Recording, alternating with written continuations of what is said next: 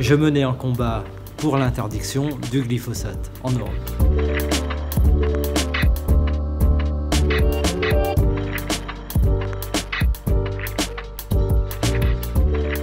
On ne peut pas accepter qu'on puisse comme ça continuer à empoisonner les gens avec un pesticide qui est un poison, alors que nous avons toutes les preuves sur les liens de causalité entre l'exposition à ce pesticide et les cancers qui se sont déclarés. Donc le glyphosate doit être interdit en Europe, c'est un combat majeur.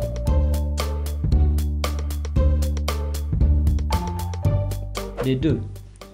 Oui, parce que nous avons beaucoup progressé dans la mise en évidence des scandales que représente la collusion avec les lobbies. Nous avons siégé dans une commission spéciale sur plusieurs mois et formulé des propositions pour casser les liens entre la Commission européenne, les agences européennes et ces lobbies. Échec aussi, d'une certaine manière, puisque jusqu'à maintenant, nous ne sommes pas parvenus à cette décision qui marquera l'interdiction maintenant, c'est-à-dire le plus proche de nous, dans 1 an, 2 ans, du glyphosate.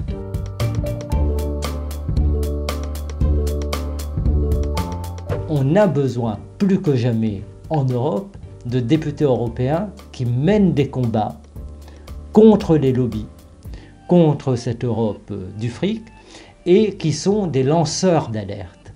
Pendant toute cette législature, j'ai été aussi un lanceur d'alerte. J'ai dit ce qui se passait et j'ai formulé des propositions pour atténuer toutes les dérives. Je suis convaincu que l'Union européenne est utile. C'est-à-dire qu'il faut être ici à Strasbourg pour se rendre compte que c'est quelque chose d'unique au monde et d'absolument incroyable. Donc ce n'est pas l'Europe en tant que telle qu'il faut jeter, mais ce sont ces institutions européennes telles qu'elles fonctionnent aujourd'hui.